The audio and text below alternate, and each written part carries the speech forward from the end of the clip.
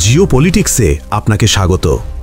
ভেবেছেন কখনো ৩ দশক পর আবারও যদি আকাশ কেঁপে ওঠে পারমাণবিক বিস্ফোরণে, যদি আবারও মাটির নিচে দাউ দাউ করে জ্বলে ওঠে সেই নিষিদ্ধ আগুন? হ্যাঁ, আমেরিকার প্রেসিডেন্ট ডোনাল্ড ট্রাম্প এখন সেটাই ঘোষণা করেছেন। আমেরিকা আবার শুরু করবে পারমাণবিক পরীক্ষা। শুনতে যতটা অবিশ্বাস্য, বাস্তবে ততটাই ভয়ঙ্কর। ট্রাম্পের এই ঘোষণাটি এসেছে এমন সময়ে যখন বিশ্বব্যাপী উত্তেজনা, যুদ্ধ আর ঠান্ডা সম্পর্ক আবারও বেড়ে চলেছে এবং ৩০ বছর পর বিশ্ব দাঁড়িয়ে আছে এক নতুন পারমাণবিক যুগের দোরগোড়ায়। ট্রাম্প পেন্টাগনকে নির্দেশ দিয়েছেন নতুনভাবে পারমাণবিক পরীক্ষা শুরু করার প্রস্তুতি নিতে।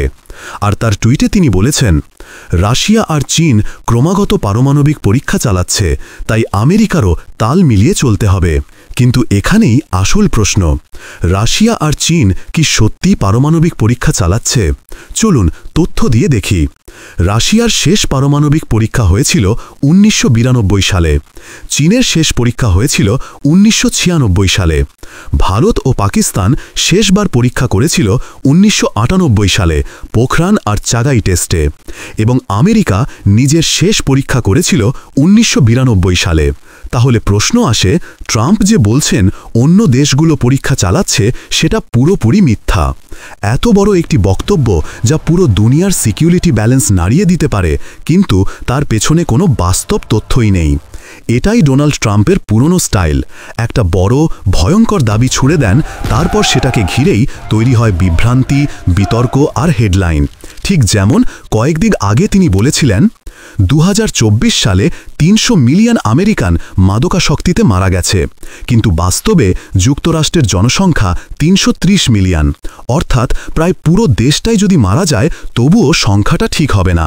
এই ধরনের অতিরঞ্জিত বক্তব্য দিয়ে ট্রাম্প বরাবরই চেষ্টা করেন আমেরিকান জনগণের আবেগে খেলা করতে, এবং এবার সেই কার্ড তিনি খেলেছেন পারমাণবিক অস্ত্র নিয়ে। কিন্তু সমস্যা হলো, পারমাণবিক অস্ত্র নিয়ে খেলা মানেই আগুন নিয়ে খেলা। বিশ্বে যদি আমেরিকা এই পরীক্ষা পুনরায় শুরু করে, তাহলে প্রথম ধাক্কা আসবে সিটিবিটি নামের একটি আন্তর্জাতিক চুক্তিতে। এই চুক্তিটি বিশ্বকে ৩০ বছর ধরে পারমাণবিক বিস্ফোরণ থেকে দূরে রেখেছে।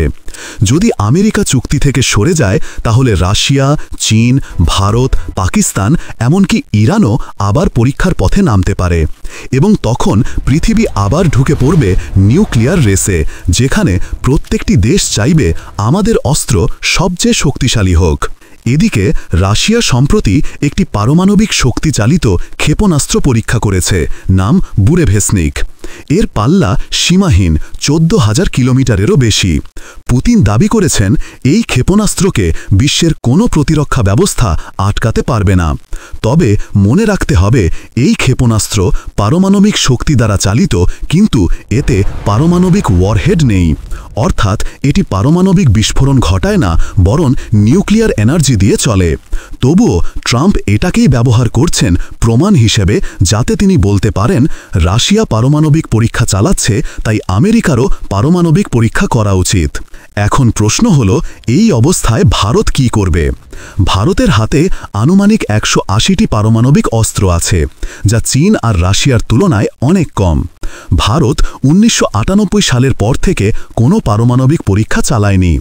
যদি এখন যুক্তরাষ্ট্র পারমাণবিক পরীক্ষা শুরু করে, তাহলে ভারতের ওপর চাপ আসবে, আমাদেরও কি পারমাণবিক পরীক্ষা করতে হবে? বিশ্ব রাজনীতির ভারসাম্য তখন পুরোপুরি বদলে যাবে। একটি জিনিস মনে রাখতে হবে, যখন পারমাণবিক অস্ত্রের ব্যবহার স্বাভাবিক হয়ে যায়, তখন ভয় হারিয়ে যায়, আর ভয় হারালে মানুষ যুদ্ধকে খেলা ভেবে ফেলে। আপনি যদি ভাবেন আজ রাশিয়া ইউক্রেনে পারমাণবিক অস্ত্র ব্যবহার করলে কি হবে, চীন আর ভারত তখন তার পাশে থাকবে? দুটো দেশই বলেছিল, যদি পারমাণবিক অস্ত্র ব্যবহার করো, আমরা সম্পর্ক ছিন্ন করব। এটাই প্রমাণ করে এখনও কিছু সীমা বেঁচে আছে। কিন্তু যদি ট্রাম্পের মতো নেতারা সেই সীমা মুছে দেন, তাহলে পৃথিবী আর কখনো আগের মতো থাকবে না। তাহলে ট্রাম্প কেন এটা বলছেন? বেশিরভাগ বিশ্লেষক বলছেন এটা মূলত রাজনৈতিক চাল। ২০২৪ সালের নির্বাচনের আগে তিনি দেখাতে চান যে তিনি শক্তিশালী আমেরিকার প্রতীক। তিনি জানেন অনেক আমেরিকান নাগরিক রাশিয়া ও চীনকে ভয় পায়, তাই ট্রাম্প সেই ভয়কেই কাজে লাগিয়ে বলছেন, তারা পারমাণবিক পরীক্ষা করছে, আমরাও করব।